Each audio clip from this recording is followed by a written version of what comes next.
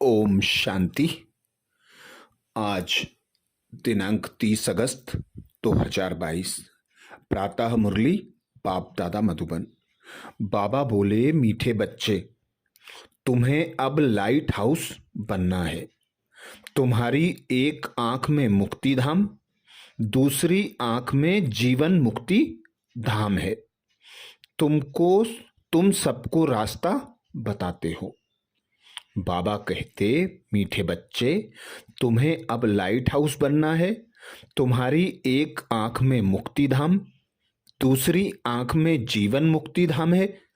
तुम सबको रास्ता बताते रहो। अर्थात बाबा कहते, तुमको अब लाइट हाउस बनकर सभी को रास्ता दिखाना है। तुम्हारी एक आंख में शांति धाम और दूसरी आंख में सुख धाम है। दुख धाम में तो बैठे हो, तुम लाइट हाउस हो। तुम्हारा मंत्र ही है मन मना भव मध्याजी भव, शांति धाम और सुख धाम।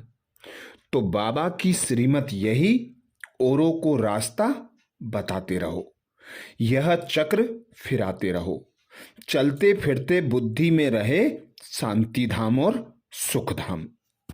बाबा समझाते, ऐसा निरंतर अभ्यास करोगे तो औरों को साक्षात्कार कराने के निमित्त बन सकोगे। प्रश्न किया बाबा ने, अविनाशी पद का खाता जमा होता रहे, उसकी विधि क्या है? अविनाशी पद का खाता जमा होता रहे, उसकी विधि क्या है? उत्तर में बाबा समझाते, सदा बुद्धि में स्वदर्शन चक्र फिरता रहे, चलते फिरते अपना शांति धाम और सुख धाम याद रहे, तो एक तरफ विकर्म विनाश होंगे, दूसरी तरफ अविनाशी पद का खाता भी जमा होता जाएगा। बाबा कहते, तुमको लाइट हाउस बनना है, एक आंख में शांति धाम, दूसरी आंख में सुख धाम रहे। तो बाबा की यही श्रीमत कि जितना हो सके चक्र फिराते रहो। मन मना भव मध्याजी भव का जो मंत्र है उसे सदा स्मृति में रखो। जितना चक्र चलाते रहेंगे उतना, बाबा कहते, एक धाम में, एक आंख में शांति धाम, दूसरी आंख में सुख धाम की प्रत्यक्षता सबको करा सकोगे। तो स्वयं में ऐसा निरंतर अभ्यास हो कि बाबा की प्रत्यक्षता कराने के निमित्त बन सकें। गीत सुनाया बाबा ने, जाग सजनिया जाग। ओम शांति। मीठे मीठे बच्चों ने मीठा मीठा गीत सुना। अब जो गाने वाले हैं वह तो जरूर कोई फिल्म के होंगे। ज्ञान के बारे में, देवताओं के बारे में व परमात्मा के बारे में जो कुछ भी गाते हैं वह उल्टा ही गाते हैं। इसको कहा जाता है उल्टी दुनिया। अल्लाह बेट समझाते हैं, तुम तो माया की फांसी पर लटके हुए थे, माया ने सब बच्चों को उल्टा लटका दिया है। बाप आकर बच्चों को सुलटा बनाते हैं। गीत कितना अच्छा है, यह कौन कहते हैं, जाग सजनिया जाग, और तो कोई कह ना सके। सारी दुनिया की सजनियों के लिए जाग सजनिया, अब नवयुग आया। दुनिया में कोई ऐसा मनुष्य नहीं होगा जो यह जानता हो माया ऐसी है जो कितना भी समझाओ तो भी समझते नहीं है। तुम बच्चे जानते हो, अब नया युग, नए देवताओं की बादशाही स्थापन हो रही है। यह भी समझते हो कलयुग के बाद जरूर सतयुग आना है। तो इससे सिद्ध होता है कि भगवान को भक्तों के पास आना ही है। भगत चाहते भी हैं भगवान से मिले, तो समझना चाहिए कि भगवान बरोबर आएगा। आधा कल्प भगत तड़पते हैं तो कुछ तो देंगे ना। भगत जानते हैं भगवान जीवन मुक्ति देते हैं, वह पतित पावन ही सबको पावन बनाएंगे। तुम बच्चे जान गए हो सब आत्माएं पावन कब बनती हैं। सतयुग में तुम पावन रहते हो, बाकी सब आत्माएं निर्वाण धाम में रहती हैं।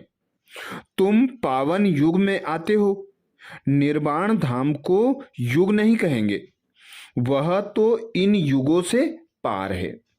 ऐसी ऐसी बातें तुम बच्चों की बुद्धि में है। बरोबर हम परम धाम में रहते हैं। युग यहाँ होते हैं सतयुग, त्रेता, द्वापर, कलयुग, यह नाम ही यहाँ के हैं। विनाश भी गाया हुआ है।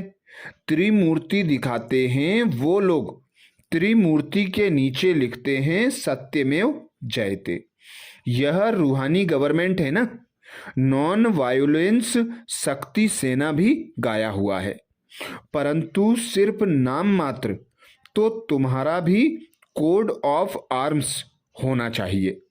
तुम ब्रह्मा विष्णु शंकर के नीचे लिख सकते हो सत्यमेव जयते। बच्चों की बुद्धि में आना चाहिए कि हम पांडव गवर्नमेंट के बच्चे हैं। प्रजा अपने को बच्चा ही समझती है, तो यह बुद्धि में आना चाहिए कि कैसे कोट ऑफ आर्म्स बनाएं। यह है ही ब्लाइंड फेथ की दुनिया। जो देखते रहेंगे सबको भगवान कहते रहेंगे, तो अंधश्रद्धा हुई ना। कण कण में भगवान कह देते हैं। वास्तव में जो भी मनुष्य मात्र हैं, सबका पार्ट अलग अलग है। आत्मा शरीर धारण कर पार्ट बजाती है, ऐसे थोड़े ही कहेंगे।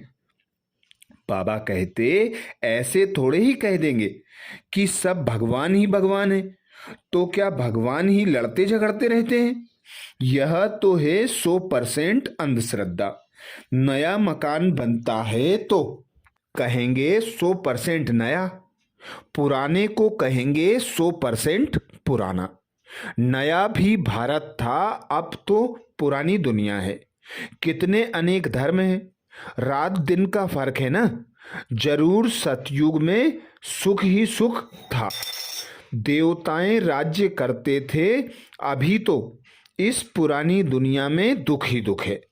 अभी कितना दुख होता है सो तुम आगे चल देखेंगे।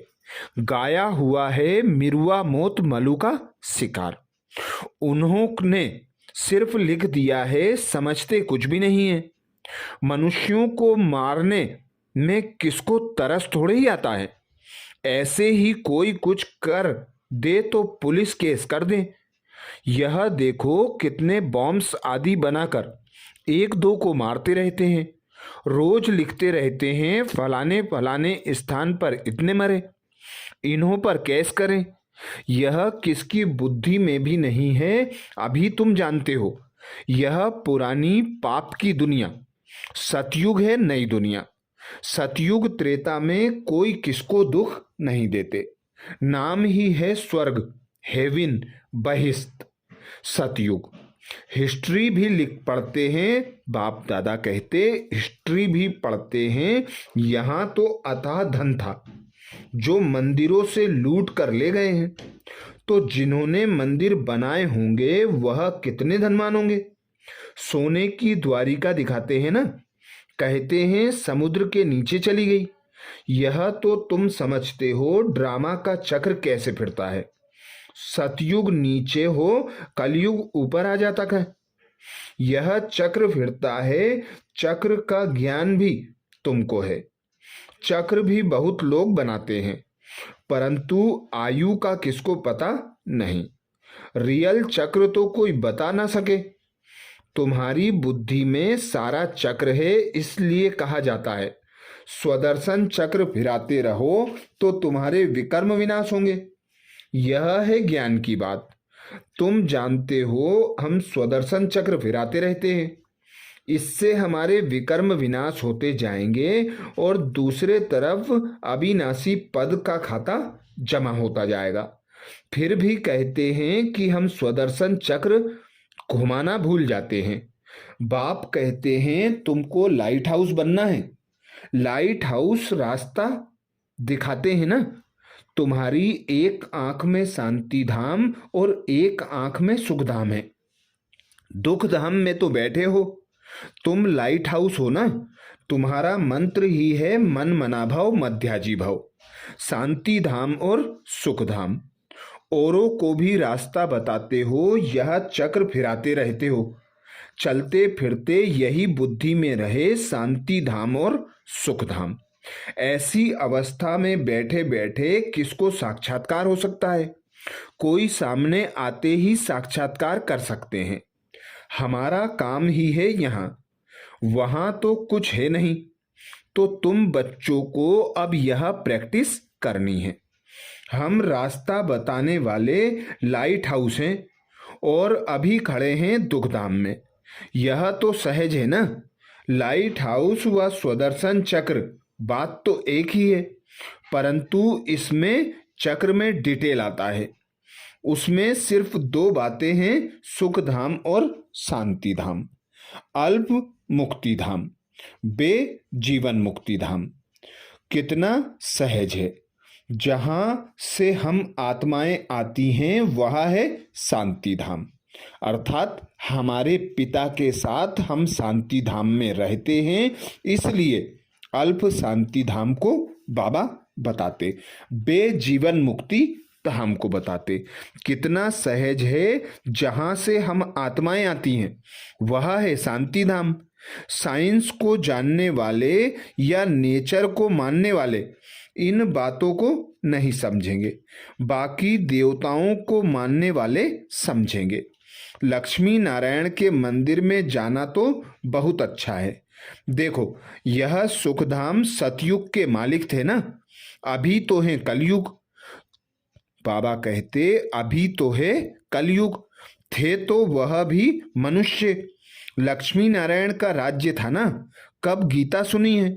लक्ष्मी नारायण के व राधे कृष्ण के मंदिर में जो जाते हैं वह गीता भी सुनते होंगे। जिनका कृष्ण में प्यार होगा उनका गीता में भी प्यार होगा। लक्ष्मी नारायण के मंदिर में जाने वाले होंगे तो उन्हों को गीता इतनी ख्याल में नहीं आएगी। लक्ष्मी नारायण के लिए समझते हैं वह तो बैकुंठ में थे, अभी तो नरक में हैं। बाप आते ही हैं नरक में, आकर स्वर्ग की स्थापना करते हैं। कहते हैं मुझे याद करो और सुखधाम शांतिधाम को याद करो तो बेड़ा पार हो जाएगा। पहले तो जरूर घर जाना है। अच्छा, कोई श्री कृष्ण को मानने वाला है?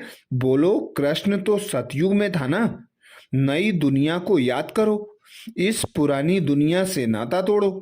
पवित्र भी जरूर बनना है, वहां कोई अपवित्र होता नहीं। किसी भी प्रकार की युक्ति रचनी चाहिए।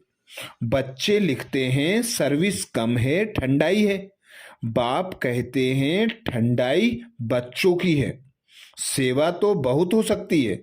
मंदिर कितने ढेर हैं। बाप कहते हैं मेरे भक्तों को ज्ञान दो। तुम भी भगत थे ना। अब कृष्णपुरी, बाबा कहते अब श्री कृष्णपुरी का मालिक बनते हो। कृष्णपुरी बैकुंठ को याद करेंगे, बैकुंठ राम राज्य को नहीं कहेंगे। लक्ष्मी नारायण के राज्य को ही बैकुंठ कहेंगे। तुम जब समझाएंगे तो कहेंगे बात तो ठीक है, तुम्हारे इन चित्रों में बड़ा ज्ञान भरा हुआ है। जो ध्यान से इन चित्रों को देखेगा तो झट नमस्कार करेगा, तुमको नहीं करेगा।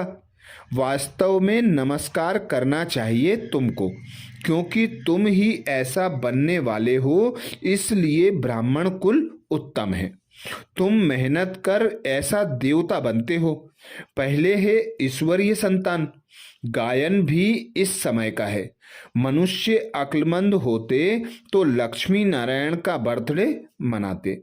उन्हों को पता ही नहीं है, सिर्फ लक्ष्मी से जाकर धन मांगते हैं। अरे, उन्हों की जन्म पत्री को तो जानो, वह कब आए थे उनको यह भी पता नहीं। विष्णु को 4 भुजाएं दिखाते हैं, अर्थात लक्ष्मी नारायण का कंबाइंड स्वरूप। लक्ष्मी नारायण की पूजा करते हैं परंतु उनकी जीवन कहानी को तो जानते नहीं। वह कहाँ के मालिक हैं, सूक्ष्म वतन के मालिक तो नहीं हैं। उनको विष्णुपुरी नहीं, बाबा कहते उनको विष्णुपुरी नहीं कहा जाएगा। सूक्ष्म वतन में पुरी है नहीं। लक्ष्मी नारायण के राज्य को पुरी कहेंगे, फिर राम सीता की पुरी। बाकी राधे कृष्ण का कुछ दिखाते नहीं हैं। द्वापर में तो इस्लामी बौद्धि आदि आते हैं, तो तुम बच्चों को डिटेल में समझाना पड़े। स्वर्ग को भी याद करते हैं। कोई बड़ा आदमी मरता है तो कहेंगे बैकुंठ गया, तो जरूर नरक में था, तब तो स्वर्ग में गया।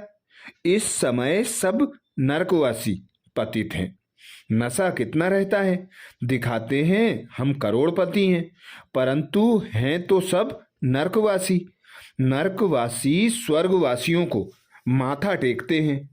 तुम बच्चे ही यथार्थ समझा सकते हो। तुम भी जानी जाननहार के बच्चे हो। तुम्हारी बुद्धि में सारा चक्र डिटेल में फिरता रहता है। घर में जाने से, संबंधियों का मुंह देखने से सब कुछ भूल जाता है। इसलिए कॉलेज के साथ साथ हॉस्पिटल रहती है। तुम्हारा यहाँ हॉस्टल भी है। बाबा कहते इसलिए कॉलेज के साथ साथ हॉस्टल रहती है। तुम्हारा यहाँ हॉस्टल भी है। यहाँ तुम पढ़ाई में रहते हो, बुद्धि और गोरख धंधे में जाएगी नहीं। स्टूडेंट के साथ ज्ञान की बातें होती हैं। हॉस्टल में रहने से बहुत फर्क रहता है। बाप के पास तो जल्दी जल्दी रिफ्रेश होने के लिए आने चाहिए। ऐसे मत समझो दक्षिणा देनी पड़ेगी। ऐसे को हम मूर्ख समझते हैं। बाबा तो दाता है, देने का ख्याल कभी नहीं करना।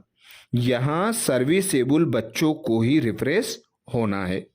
तुम बच्चे आते हो बाबा के पास, ऐसे नहीं कोई साधु महात्मा के पास आते हो, दक्षिणा देनी है। कभी ऐसे ख्याल नहीं करना। बच्चियां आती हैं, उन्हों के पास पैसे हैं क्या? उनको सब कुछ सर्विस स्थान से मिलता है। जिनको अपना भाग्य बनाना होता है वह अपना पुरुषार्थ करते हैं। बाकी तो सब हैं बहाने।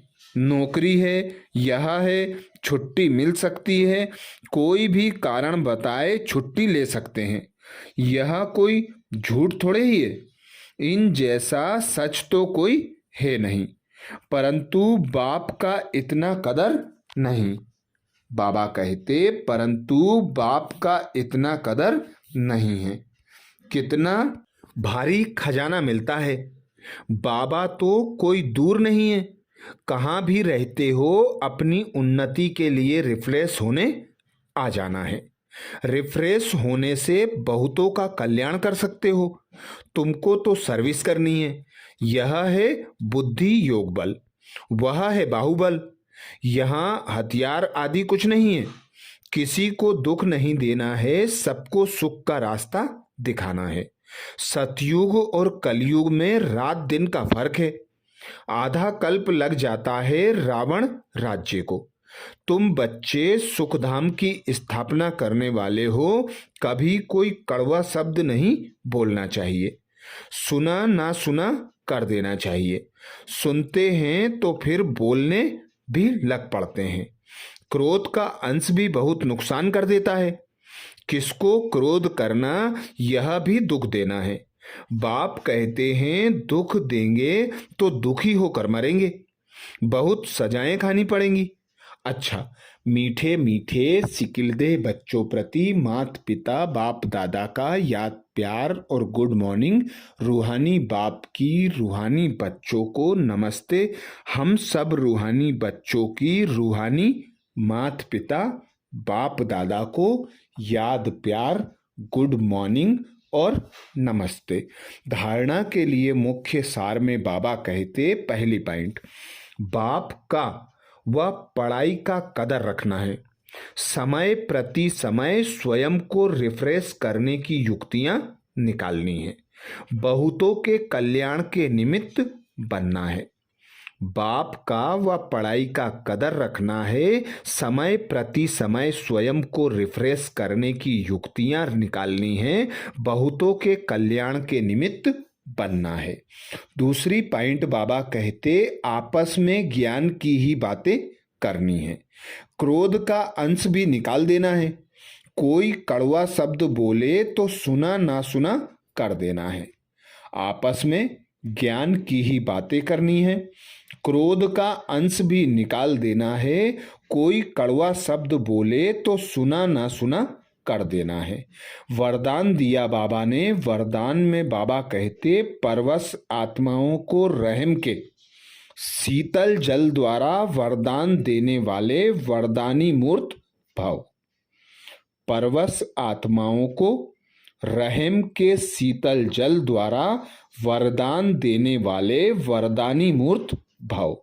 डिटेल में बाबा समझाते यदि कोई क्रोध अग्नि में जलता हुआ आपके सामने आए तो उसे परवश समझ अपने रहम के शीतल जल द्वारा वरदान दो। तेल के छींटे नहीं डालो। अगर किसी के प्रति क्रोध की भावना भी रखी तो तेल के छींटे डाले।